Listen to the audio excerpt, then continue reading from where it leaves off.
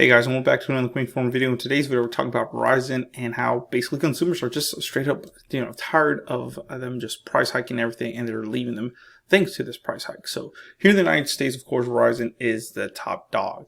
They have the best coverage. They're the big dog, the big red one. So we call them Clifford, But yes, jokes aside, Verizon definitely knows what they have. They do spend a lot of money in acquiring other companies, just basically they're trying to corner the market. So like I said, here in the United States, of course, they cover the majority of the United States. And of course, they offer lots of perks. But remember, the prices are the most expensive. And sometimes, it can leave people hurting, especially with inflation hitting, all-time highs. Now, of course, they can do this because they, like I said, they are number one in coverage. And I mean, what are you going to do? Leave them? I mean, a lot of people are apparently starting to do that right now, Now, of course, with cell phones, it's important to have a good carrier because you want to have coverage of middle of nowhere. And, usually when it comes to these other carriers, I'm not trying to dog anybody, but let's say T-Mobile, the prices might be a little bit cheaper, but the coverage is not that great. So, like I said, let's get to it. But it says Verizon consumers leave as price hikes start showing up on bills. That's one thing that, Verizon, there's no, surprise anybody, but yeah, their prices are going up. So let's get into it and explain to you, what this article is about by CNET.com. So it says Verizon on Friday said it lost wireless consumers and saw revenue growth inch up in the second quarter as inflation and challenging economic environment hit the carrier hard. So times are hard, guys. It's like I said, inflation's all-time high. Housing market's crazy right now. It's pretty crazy. It says Verizon lost 215,000 consumers. Postpaid phone subscribers, that is, and that's usually postpaid. And there's postpaid and prepaid. I gotta lie, a lot of people don't care too much about prepaid because people actually, I believe, carriers lose money on prepaid because they offer them so many incentives. Versus a postpaid customer, you still get them an incentive. But remember, a carrier does not make money off of the phones; they make money off of the service. So that's kind of like the movie theater. The movie theater does not make really money off of the movies. They make it off of the popcorn and all that stuff. That's why if you go buy a water, it's like $6 or $7, something like that. Small popcorn, $8. Yeah, they're straight up robbing you. It says the metric used by the industry as a key indicator of success because it includes customers who pay at the end of the month and generally boast higher credit scores. So additional 227,000 postpaid business wireless consumers for an overall net gain of 12,000 subscribers, which is pretty low, which fell way below competitor performance, such as AT&T said it added 813,000 net postpaid subscribers in its second quarter earnings. So wow, that's a big one. So Verizon lost 215,000 subscribers, and AT&T, man, I mean, if you think about it, like I said, here in the United States, if you guys know, Verizon's number one. Then there's AT&T in second place, and AT&T is really doing a lot of things to try to catch up.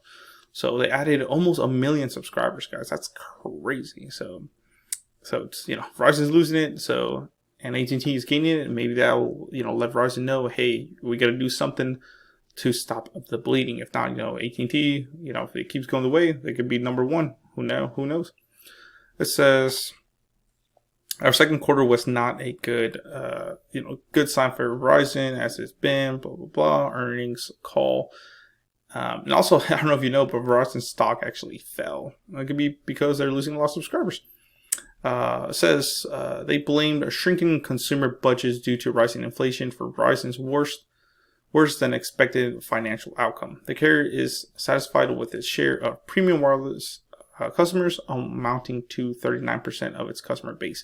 So 39% of its customer base is basically rich people. Basically what they're trying to say, they're premium wireless consumers. So this is probably business accounts, just people have good money, doctors, I don't know, lawyers that can afford it, But, that's where these little guys like Cricket, Metro, and Boost Mobile kick in because they're helping the little guys. Yeah, I mean, the rich people only make 1%. So think about it. I mean, it's nice that you're targeting the premium wireless customers, but, there's a lot more non-premium customers, should I say. So it says They continue to struggle to attract customers at lower tiers. Like I said, they're not budget friendly. Verizon, I'll tell you this much, is not budget friendly at all, guys. And probably they really don't care about, prepaid customers or, budget friendly customers. They'll probably just be like, whatever, they make a lot more money off their premium customers. Wireless revenue improved in the third quarter thanks to previous announced price hikes on current plans, as well as older shared data plans, which started appearing on customers' bills in the last days of the second quarter. It remains to see whether Verizon will lose subscribers to the price hikes, which, come on, they definitely will. I mean, if you're used to paying $60, now they're like, oh, it's going up $70 or something like that, or, 65. And especially if you're on a fixed income, you're going to be like, whoa, hold up. Now this is a little scary. Says Verizon has been trying to attract more low-end customers with a cheaper bottom-tier unlimited plan to compete with T-Mobile's most affordable subscription option. Like I said, T-Mobile might not have the best coverage, but they have really competitive prices, guys, and that's what people get attracted to. Really, really nice. So. Another thing with this, like I said, Verizon is cheap, or they're trying to get cheap with $30 a month, but you need 4 lines and auto pay. You don't get all the premium stuff that premium subscribers get. Like I said, if you're paying, someone's paying $70 and you're paying $50, why would you get the same as the one paying $70? It just makes kind of sense. Says the carrier announced 47% of postpaid mobile customers are now using 5G handsets, which is a slow increase from 40% in the first quarter and 33% at the start of the year. While some have been enticed by promises of higher speeds on the next-gen networks, they're still growing and not everyone needs 5G just yet. And that is true. I mean, 5G is not everywhere, especially with Verizon. And let's definitely not talk about AT&T. T-Mobile definitely has the best 5G coverage out there currently. So. Says Verizon has offered aggressive promotions to win over customers from other carriers and get subscribers to upgrade to new phones that are compatible with Verizon's expanding 5G network. But the generous discounts might not last forever. That is true. I mean, it's not definitely, Verizon cannot sustain a for-profit business if they just keep giving out a lot of deals. They need to make some of that money back. Says Verizon's executives said that their rollout of C-band, which is really cool, 5G was proceeding on schedule, and customers using 233% more of the spectrum in the second quarter. Wow. So, of course, they switched to C-band in January and covered 100 million people by the end of the month. Jesus. Says Verizon just switched to its ultra-wideband 5G service in 30 more metro areas, including Washington, D.C., Maryland, that can now access 100 megahertz of C-band 5G spectrum. So, pretty cool.